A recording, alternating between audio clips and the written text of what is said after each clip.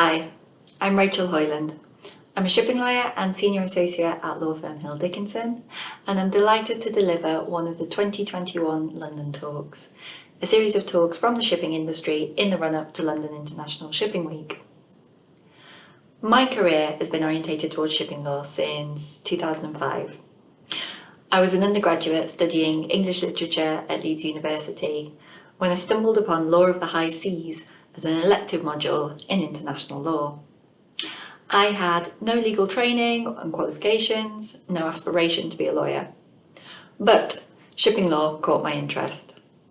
I applied to a law firm with a shipping practice to gain some summer work experience, and to my surprise, after 2 weeks in the office, I was offered sponsorship to go to law school and a 2-year training contract. Throughout the 10 years since I qualified as a solicitor, my legal practice has always been rooted in shipping law. I worked as in-house counsel for one of the largest container shipping lines in the world, and for the last 6+ years I've been part of the international shipping team at law firm Hill Dickinson. Now, within the breadth of shipping, contract and dispute law that I deal with on a day-to-day basis, my specialist interest is decarbonisation of the shipping industry. It will not have escaped your notice that as at August 2021, as I deliver this talk, decarbonisation is a headline topic for governments, nations and industries, and the shipping industry is no exception. Neither will it have escaped your attention that we're now almost 2 years deep into a global situation quite different from what we might call the old norm.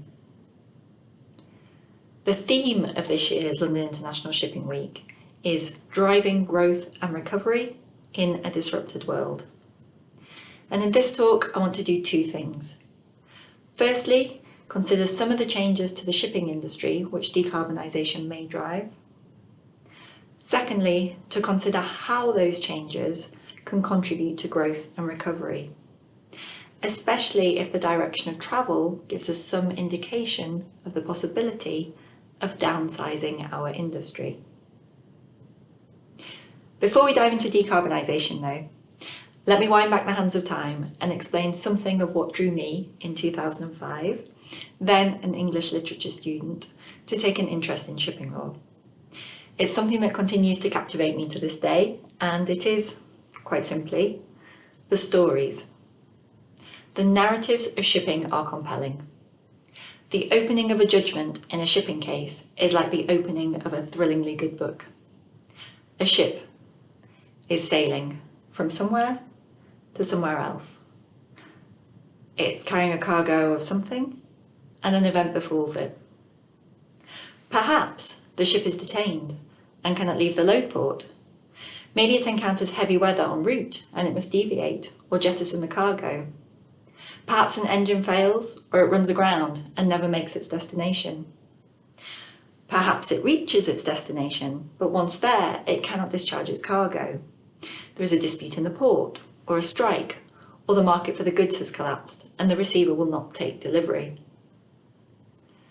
As lawyers, we are engaged in looking back at what has happened, trying to piece together the story by gathering and untangling the evidence. Other times, we help to shape the narrative, advising on what course of action should be adopted next. Should the ship deviate from its intended route? Should it accept charterer's orders to sail to another port? Should it load or discharge its cargo? There are common themes in these narratives which unite the oldest of case law, which we look back to for legal precedent and guidance, with situations that are unfolding. There will always be heavy weather at sea. There will always be disruptions in the port. Ships will, most likely, continue to sail too close to the land. However, alongside the continuity in these narratives, there are aspects which are evolving. And this is beautifully expressed in a poem called Cargoes by the poet John Masefield, which I would like to share with you. Quinquereme of Nineveh from distant Ophir, rowing home to haven in sunny Palestine, with a cargo of ivory and apes and peacocks, sandalwood, cedarwood and sweet white wine. stately Spanish galleon coming from the isthmus dipping through the tropics by the palm green shores, with a cargo of diamonds, emeralds, amethysts, topaz, cinnamon and gold moidores. Dirty British coaster with a salt-caked smokestack, butting through the channel in the mad March days, with a cargo of time coal, road rails, pig lead, firewood, ironware and cheap tin trays. The poem demonstrates, whilst the fundamentals of trade and carriage remain constant, the nature of the cargoes and the ships have changed and changed again. From boats powered by oars, the quinquereme in the first stanza of the poem, through sail-driven ships, the stately Spanish galleon in the second, the poet brings us to combustion-driven craft, the dirty British coaster, and relatively close to the industry as it is today, heavily reliant on the burning of fossil fuel. As the ships of the poem evolve, so too do the cargoes. The rare and exotic peacocks and emeralds become eventually the utilitarian and everyday coal, pig lead and cheap tin trays. Undoubtedly, decarbonisation is the force which will drive the next major evolution of shipping. As we stand on the cusp of the next wave of significant change to our industry, the poem is a helpful reminder, if we need one, that the way in which the shipping industry conducts its business has always been subject to change. Trade is the constant. The content and the format, the ship and the cargo, have continually evolved. So, what changes will decarbonisation drive? Let's consider the ship first. There's three things I'd like to discuss here: efficiency, propulsion and market preference. Let's start with efficiency, because the ships of the future will definitely be more efficient than those of today. So we have at global level regulations concerning ship efficiency that are already driving technical changes to ships. These are the global EEDI rules. They're found at Annex 6 of MARPOL. They require that new ships yet to be built must be designed to increasingly high energy efficiency standards. And they've been driving energy efficiency standards for several years already. New from 2023, efficiency standards for ships already in existence will be brought up to a minimum level by the global EEXI rules. And complementing those technical rules, the SEEMP rules already ensure that efficiency is an ongoing operational consideration, and the new global CII rules will impose a rating system and require a programme of continuous improvement from 2023 onwards. In addition to the need to comply with regulation, efficiency standards will continually improve because they reduce fuel consumption and fuel is costly. Efficiency gains are an available step in the near term to reduce emissions. As well as fuel being costly, in the future, emissions will be costly too, once they're brought within the ambit of emissions trading schemes, as is proposed in the EU from 2023. However, despite many incentives and opportunities, improvements to efficiency will inevitably decrease over time, because efficiency gains can only take the industry so far towards its decarbonisation objectives. To accomplish the decarbonisation which is urgently needed within the timeframe available, more radical change is needed. And that brings me to the second point, propulsion. In relation to the change that is needed, if this is going to be sufficiently radical, it's necessary that the ships of the future use different means of propulsion and/or burn alternative fuels. To decarbonise substantially, the industry must stop burning fossil fuel, and alternative fuels and means of propulsion must be identified and adopted. Now, changing the fuel or the propulsion method means making changes to the ship too. The alternatives to fossil fuel which have already been identified, such as ammonia, hydrogen, methanol, batteries, fuel cells, for the most part require major changes to the engine, the fuel storage facilities and systems, and this will lead to many structural changes to the ship. So what we can anticipate is that ships in the future may look rather different. Certainly, let's hope that in the picture of the future, the familiar exhaust plume of the ship will be absent. And the third thing that I want to talk about is market preference. And I'd like to posit the suggestion that a climate may be forming in which, in the future, market preference may swing towards smaller and possibly fewer ships running on shorter routes.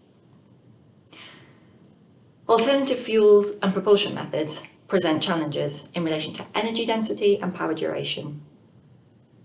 Hydrogen, ammonia and methanol are less energy dense than fossil fuel, and batteries and fuel cells have limited power duration.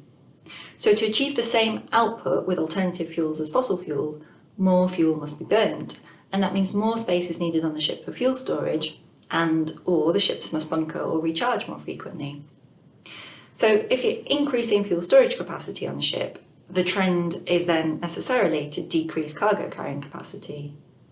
And meanwhile, increasing the frequency of bunkering or recharging stops reduces the distance that the vessel can travel. Now, in view of these factors, alternative fuels and means of propulsion are easiest to deploy on smaller ships running on shorter, regular routes. Because, under these circumstances, the ship can refuel or recharge regularly, and it's possible to retain cargo carrying capacity.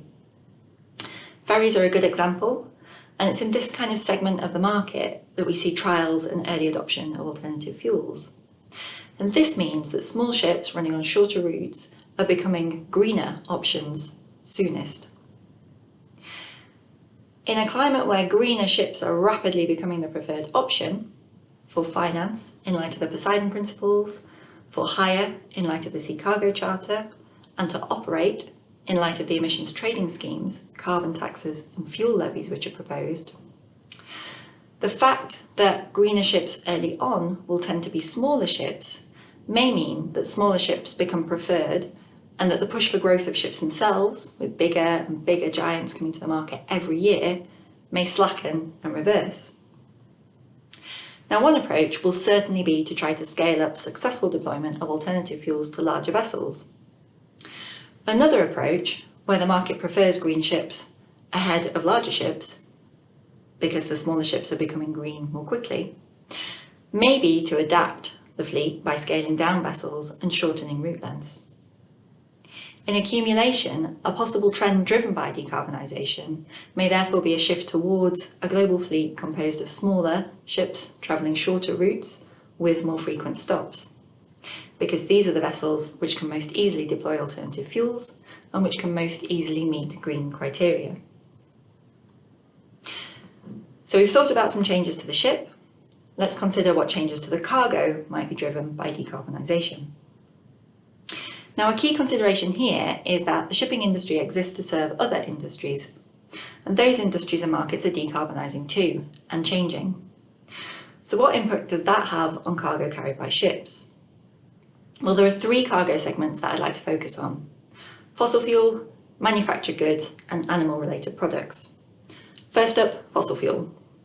So let's consider the cargo segment, carrying crude oil, oil products, coal, or LNG.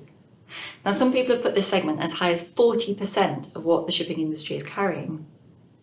As other industries decarbonise, they're no longer going to want fossil fuels. They're no longer going to want these cargoes.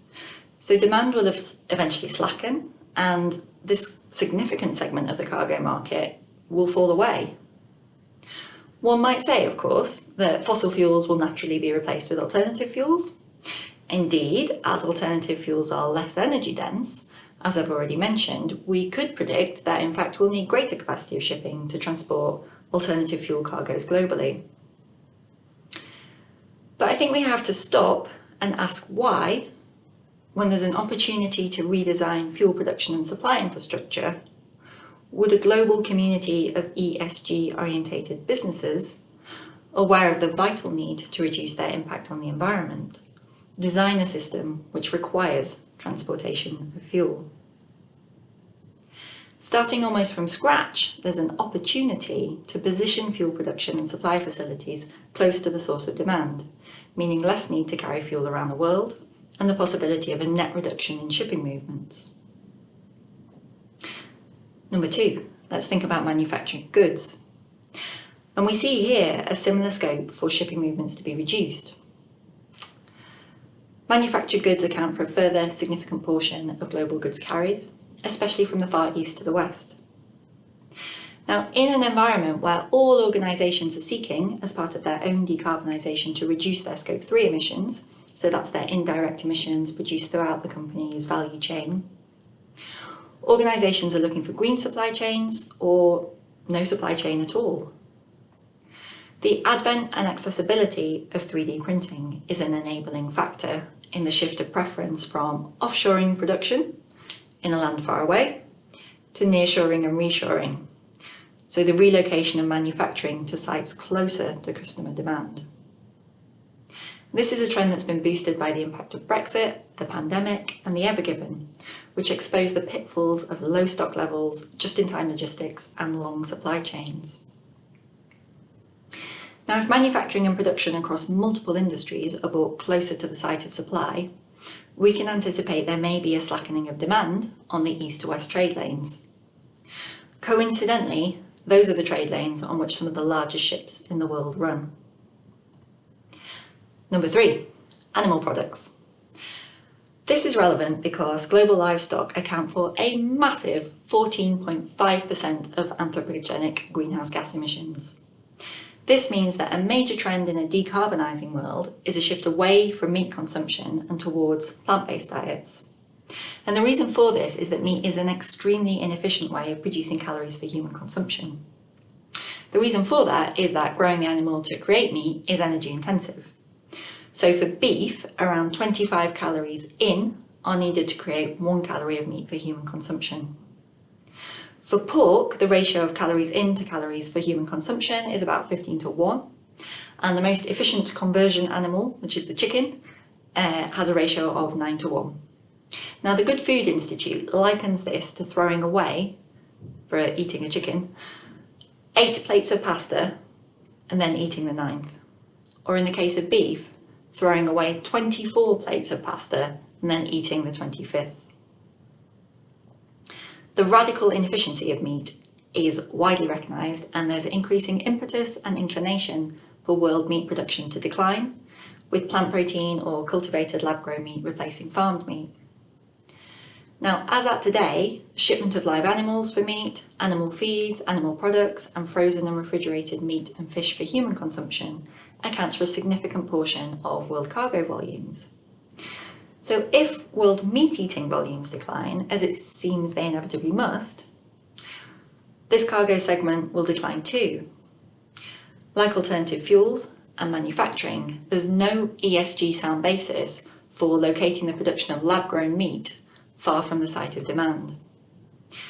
So we have another cargo segment here, which in a decarbonising world is likely to shrink, and where we may see only limited transportation requirements in the future. And no doubt there will be other segments too. If we look cumulatively at what may occur in relation to fossil fuel, manufactured goods and animal products, those factors suggest that shifts on the cargo side of the system are likely to match shifts on the ship side of the system, such that there may be an overall trend in preference towards smaller, possibly fewer ships running shorter trade routes. Now, of course, global trade volumes are predicted overall to grow between now and 2050, and at a rate of around 3.2% annually. It seems to me, though, that growth of the old kind, increases in cargo volumes, is far from being a certainty, and that a combination of factors related to decarbonisation of the industries which shipping serves could drive a reduction in global cargo volumes. Now, if we couple that with a spike in disposal of ships that may be brought about by early retirement of those assets which are uneconomic to adapt to meet the new efficiency standards, I think we can begin to see how a degree of downsizing may occur in the industry. That brings me to part 2. How might the changes which decarbonisation will drive contribute to growth and recovery?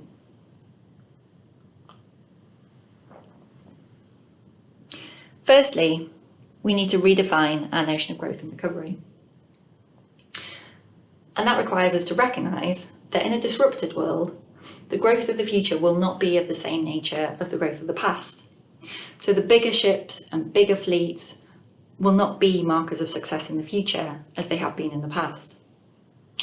In an era where ESG is the hottest acronym around, a successful industry is a sustainable and socially and environmentally conscious industry.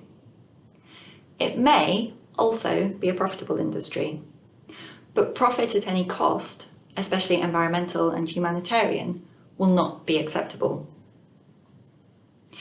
If we return to the poem, we sense in that last stanza an industry fallen from grace. The combustion engine and the pollution it generates has tarnished the image of our industry.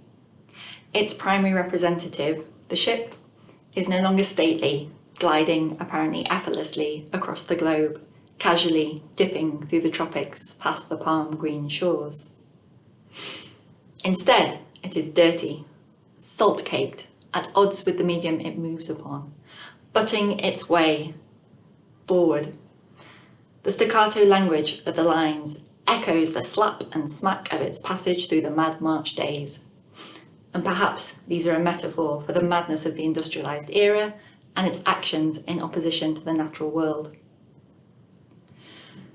Simultaneous with the tarnishing of the ship, shipping has ceased to be celebrated for carrying the exotic, rare and luxurious.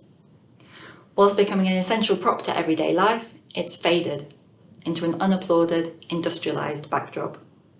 An industry of ever-squeezed margins and plummeting rates, fallen from its once elevated position.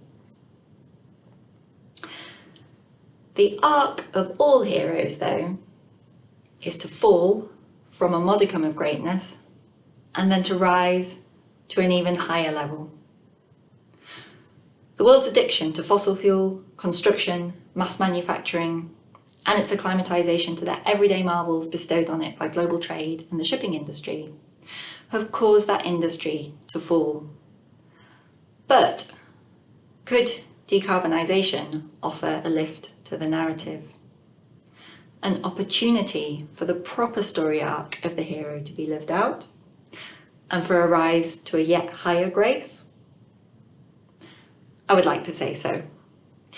It may seem counterintuitive. I appreciate speaking as a shipping industry professional to the shipping industry to suggest that decarbonisation-driven downsizing could drive growth and recovery. But remember, this is a disrupted world, and the success criteria of the past will not be the success criteria of the future. As the industry becomes increasingly socially and environmentally conscious, it is, within the new ESG-orientated world, growing.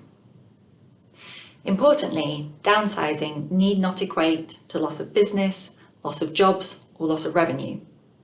And that's important because changes which result in economic downturn are not improving the overall condition of society, whereas changes which continue to support the business, jobs, and revenues of today, but to provide for those in a less damaging way, are healthy for everyone. Key factors at play, which may allow a downsized industry to sustain its revenue, jobs, and business, are complexity, value, and customer sentiment. Start with complexity. Shipping is becoming more complicated as the world becomes more complicated. Technology is to some degree replacing aspects of human function, but there's an increasing number of issues which need to be thought about in any transaction. If we look, for instance, at the charter party, what is considered standard over time develops as new issues come to light and into legal consideration. Now, in relatively recent times, provisions dealing with sanctions, data protection, Brexit, and COVID-19 have all had to be thought about. If we add to those new considerations, those of a decarbonising industry, such as emissions trading, uptake of alternative fuels, and operation in a fuel-flexible environment, then we see that international business is not likely to become more simple anytime in the near future or the mid-future. Quite the opposite. The industry needs a highly skilled workforce, ashore and at sea. Although autonomous shipping presents the possibility of smaller crews or completely unmanned vessels in some market segments, A fleet composed of fewer, smaller, more complex ships might easily support the same number of crew as those manning the larger ships in the fleet today, given that so many branches of expertise are needed to come together to make shipping happen, and that ships today so often run on very skeleton crews, which is another problem brought into public consideration as a result of the pandemic. Now, value. The value of shipping services is increasing. Throughout the pandemic, rates increased generally, and that's a helpful side effect of demand outstripping supply. Now, as customer sentiment swings increasingly to the green, this plays into the value metric, because the real-world value of cheap but polluting services is increasingly under scrutiny. And this is coupled with a willingness to pay more for better. In barely 18 months, the pandemic, Brexit, and the Ever Given have brought into sharp focus the importance of global supply chains, and they've also illuminated that, like the climate, seemingly so robust with its strong sun and great winds and fierce weather and omnipotence, global trade in fact exists as a fragile and finely balanced system of exchange, easily disrupted.